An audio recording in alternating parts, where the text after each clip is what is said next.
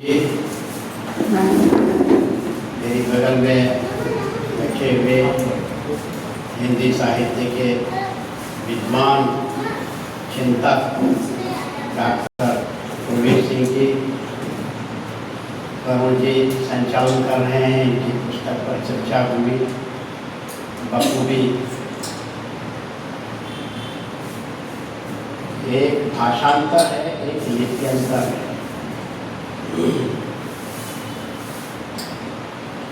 हमारे जीवन में खास तौर से जो रचनाकार उनके सामने मैजिकल वर्ड और मिथिकल वर्ड, ये दो तरह के संसार उपस्थित रहते हैं। सामने जो कुछ भी हम देखते हैं ज्ञानेंद्रियों के माध्यम से उनको हम अपने भीतर संचित करते हैं, सबकॉन्शियस के भीतर, और उसका मंथन चलता है। और मंथन के उपरांत जब बाष्पीकरण की प्रक्रिया शुरू होती है, भाव उछलने लगते हैं, जैसे बूंद बूंद आकाश में घेर करके बादल की रचना करती है।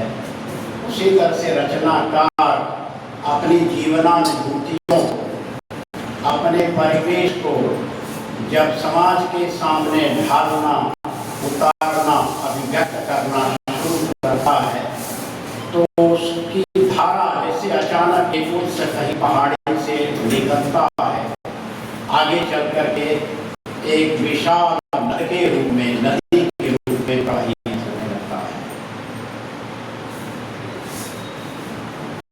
ये poetry is the criticism of life.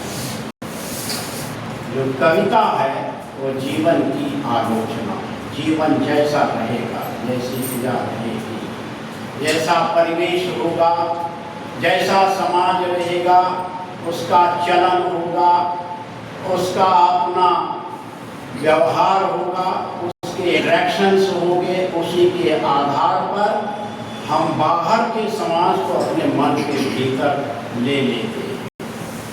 और जब एकांत के क्षण आते हैं तो फिर उनका उच्छलन होता है।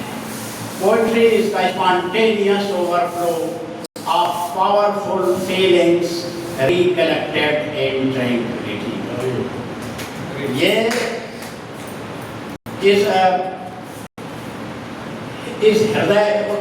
इस हृदय कमल पर घिरते अभिलाषा बनकर मेरी कामना कला की विकसी कमनीय। इनकी रचना प्रक्रिया के विषय में बोल रहा हूँ, सबकी रचना प्रक्रिया कामना कला की विकसी कमनीय मूर्ति बन तेरी, इस हृदय कमल पर घिरते अभिलाषा बनकर मेरी। जो घनीभूत पीड़ा थी मस्तक में स्मृति सी छाई, दुर्दिन में, जो बदली का दिन होता है बरसने का, दुर्दिन में आंसू बनकर वह आज बरसने आई। जब अनुभूतियां घनीभूत होती हैं तो लाचार हो जाता है कवि, रचना का, और धारा चलती है तो उसके पीछे पीछे वह चलता है। जो आगे आगे चलेगा वह सच्चा कलाकार है ही नहीं। जो कंट्रोल करेगा उस धारा को सच्चा कलाकार है ही नहीं। धारा जैसे जैसे उसको जहां जहां ले जा रही है उसके पीछे पीछे उसको बहते हुए चलना होता है। कविता की जो प्रक्रिया है वह इसी प्रकार की है। कविता वह नहीं है कि हम रोजमर्रा के जीवन में जो देख रहे हैं उसको वैसे ही लिटरल रूप में व्यक्त करते हैं, वो कविता नहीं है। जो मिथ है, जो मिथक है, जो हमारी कल्पना में आता है, उसको हम मैजिकल स्वरूप, जादुई स्वरूप देना चालू करते हैं। और जादुई स्वरूप देने में जिस शैली को हमें इख्तियार करना होता है वह है वक्रोक्ति की शैली। सीधे सीधे नहीं कहना है, बल्कि घुमा फिरा करके हम कहेंगे तो उसमें आकर्षण अधिक से अधिक पैदा होता जाएगा।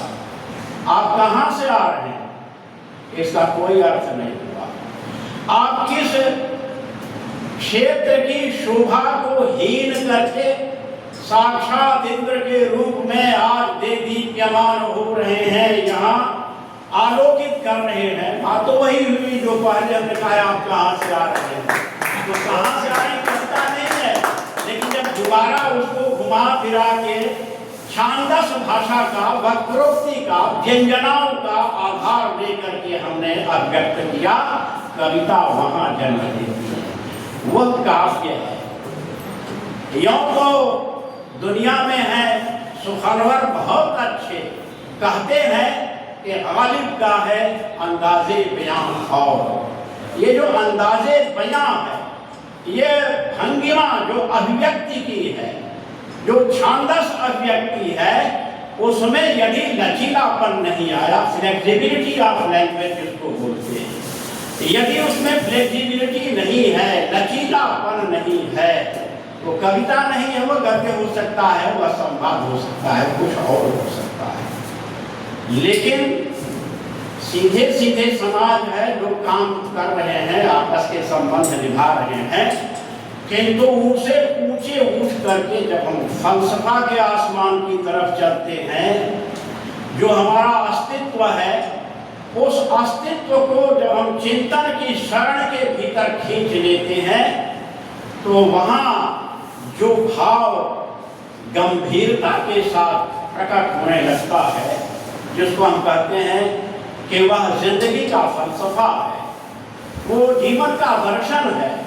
और उस जीवन दर्शन को यदि हम कविता के भीतर पिरोते हुए चलते हैं, तो वास्तव में वह हमारी रचना, इतिहास की रचना करती, आने वाली पीढ़ियां उस पर चिंतन करती हैं। ये लेकर के आए तो हमने कहा देखो इसका शीर्षक दे दो नियति चक्र, और उसके लिए कुछ छंद अलग से इसके साथ जोड़ दो। तो जो तुमने इतिहास लिया है आदिकाल से लेकर के अब तक जो परिवर्तन का दौर चलता रहा है, इन्होंने अपना समूचा चिंतन उसमें ढाल दिया नियति चक्र के भीतर, और जितने भी लोग बात हैं इस धरती के ऊपर, वो नियति के साथ ही, जो नियति जहाँ जहाँ ले जाती है उसके अनुसार वो चलते रहते हैं। ऐसा नियति नटी के अति भीषण की छाया ना करी, खोखली शून्यता में असफलता अधिक गुनाच रही। ये जो नियति है, ये जो हमारा भाग्य है, हम कठपुतली, man is a puppet in the hands of destiny। नियति के हाथों में जो इंसान है, जो इंसानियत है, वो एक कठपुतली की तरह है। उमादार गौशत की नाई सबही नचावत राम गोसाई। ये जो नियति चक्र है, कब कभी सदमा लग जाएगा, कब कभी प्रसन्नता से उछलने लग जाएगा, ये बीच बीच में सम विषम भावनाएं, घटना प्रसंग आते रहते हैं, और हम उसको बांधने का प्रयास करते हैं। यदि हमने छंदों में उसको बांध लिया, तो उसके भीतर का जो यथार्थ है, उसमें पकता हुआ रस है।